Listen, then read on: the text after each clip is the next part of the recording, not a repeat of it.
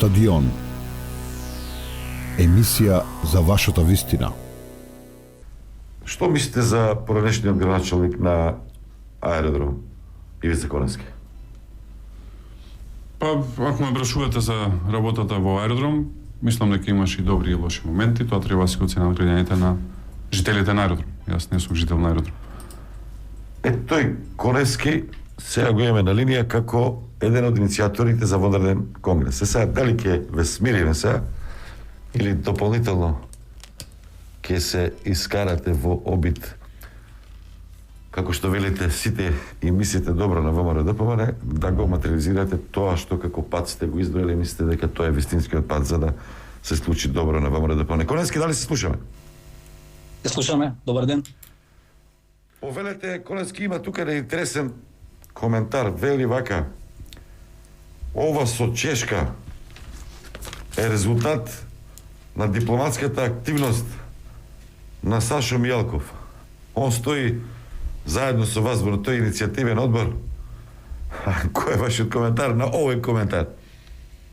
Па немам коментар, малку е смешен коментарот.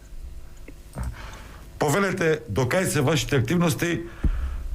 Ние со Николовски тоа го завршивме на почетокот, кажа дека нема да има водреден конгрес, кажа каков е статутот, кои ќе бидат наредните активности, какви се вашите реакции на тоа одбивање на раководството актуелно на ВМРО-ДПМН да се стори еден вонреден конгрес?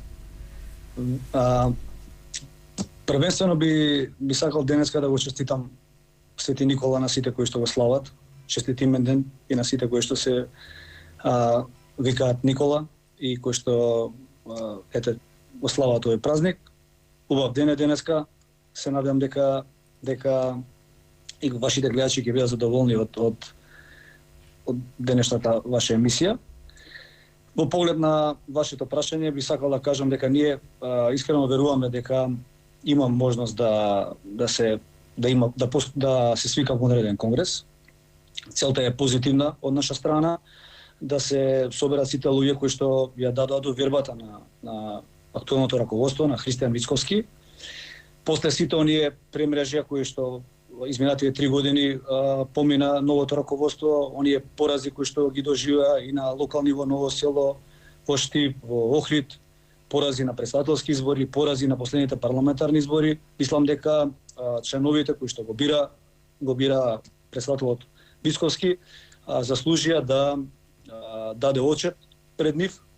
Сепак тие се, да кажам, најодговорни заради тоа што тој е претседател на партијата и согласно статутот вонредниот конгрес, тоест конгресот е највисок орган на партијата, со оглед на тоа дека вонредниот конгрес го избра претседателот на партијата. Мислам дека е честно да пред тие луѓе излезе претседателот и целото раководство на партијата и даде отчет за сработеното последните 3 години и даде образложение за сите оние изборни резултати кои што ги имавме овие изборни циклуси. Ние искрено веруваме дека може да дојде до вонреден конгрес, даваме да кажам, има и доволно време да превладее разумот кај актуелното раководство. Мислам дека функциите нивни не треба да бидат поважни од успехот на партијата.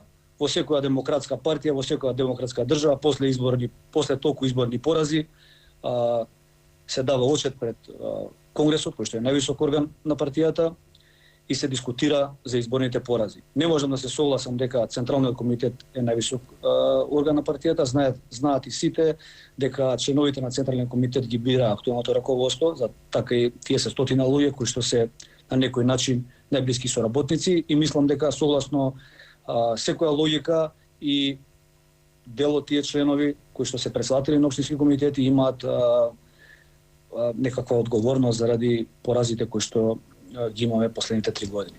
Така да, честно и одговорно е да се погледнат во очи луѓето кои што му дадоа доверба на претседателот на партијата, кои што го изгласа и да се разговара со нив за актуелните случувања во партијата. Одбегнувањето на соочување со овие луѓе, со луѓето кои што му дадоа доверба е доволно кажува за искрените намери на актуелното раководство. Мислам дека на нив поважни им се нивните функции во партијата, лични функции, нивната кариера, наспроти партијата во кој правец се движи, дали ќе оди во победи или ќе продолжи да стагнира и да реди порази. Вака, Конецки, вие бевте поразени на локалните избори. Да. Бевте дел од високата екипа на ВМРО-ДПМНЕ кој што ги изгуби изборите. Зошто сега, или како вие сега ќе бидете новото лице на ВМРО реформатори? Која е моралната вредност на истите тие луѓе да бараат реформи, да бараат ново лице, нови идеи, нови процеси во ВМРО-ДПМНЕ? Можеби се оправо тие што велат на овој начин му помагате само на Мицкоски со тоа што го напаѓате, ме разбирате? Не можам да се согласам со овие тези. Сега ќе ви кажам од кои причини. Прво, според мене не бевме поразени ние како луѓе, беа поразени политиките на ВМРО-ДПМНЕ во тој период, кој што за жал актуелното раководство на партијата продолжи да ги практикува и кој што не донесува и понатамошни изборни порази. Инаку што се однесува до кадровскиот потенцијал на партијата во поглед на едно време во кое што бевме активни партиски членови, додека јас бев градоначалник на партијата, член на Централниот комитет, Александар Николовски веќе 10 години наназад е член на извршниот комитет и повеќе во партијата, беше пратеник и тој беше дел од претходното раководство, имаше високи партиски функции.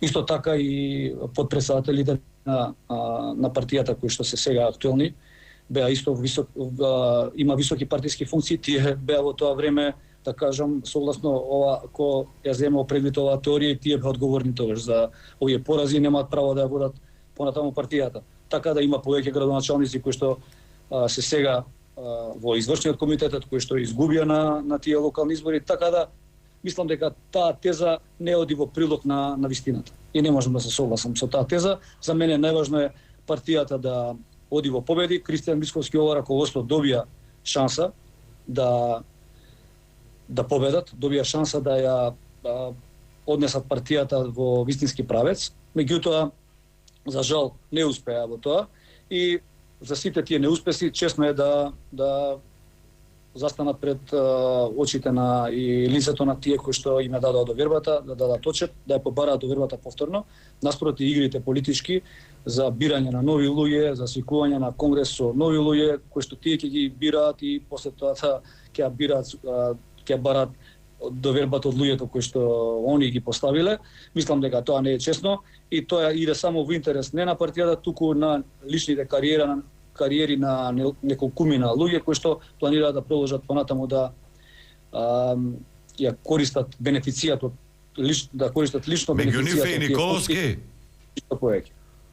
Молам? Меѓу тие лица и Николовски? Па, меѓу тие лица и Николовски, да, точно е тоа. Николовски, кратко коментар на ова што го кажа Конецки, нека биде на линија. Зошто се плашите? Ако они се старото лице на ВМРО-ДПМНЕ, губитничко, тука нели Мијалков, зошто се плашите дека они би можеле на еден отворен конгрес да ве победат? Зошто се плашите од таа иницијатива? Не ви коментирал, би сакал да позборуваме за тоа што прави владата на Зоран Заев и како ја уништува Македонија. Тоа е она што му е битно на народот во моментов и тоа е што луѓето сакаат да ослушнат. Конецки, има ли прашање за Николовски за да ве ослободиме? Па, прашање нема за Николовски. Тоа е идејата, иницијативниот одбор беше формирана, морам да кажам дека со една цел, одржување на одредениот конгрес на кој Мицковски ќе даде очет пред делегатите кои го избра и ќе гласа дали има доверба и понатаму тој да ги води во партијата. Иницијативниот одбор не дискутира, не зазема заеднички ставови по други политички теми. Во однос на Заев ќе кажам дека единствен кој што ја одржува оваа влада и Заев на чело на државата е Кристијан Мицковски. Вие сами гледате дека едноставно луѓето немаат доверба во него, тој не може да ја предводи опозицијата. И тоа го покажа и последните протести кои што видовте дека членството воопшто не го поддржува актуелното раководство, нема намера да излага на протести, нема кредибилитет едноставно тој човек ни кај граѓаните на Република Македонија, ние кои што се неопределени, ни кај самите членови на партијата. Тоа може да се види по сите анкети. Ако партијата има рейтинг, одреден рейтинг, тој има 3 до 4 пати понизок рейтинг од самата партија, има дупло понизок рейтинг од Зоран Заев. Не може таков човек со дупло понизок рейтинг од Зоран Заев, со 5 пати понизок рейтинг од партијата да ја предводи опозицијата и да го победи. Добро. Да ја победи оваа власт која што морам да кажам дека јас искрено сум незадоволен од оваа власт која што многу лоши економски политики има, која што тргува со националните интереси. Единствен начин да се порази оваа влада е да Христијан Мицковски замине од чело на опозицијата, дојде човек кој што граѓаните ќе имаат доверба во него. Благодарам. Стадион. Емисија за вашата вистина.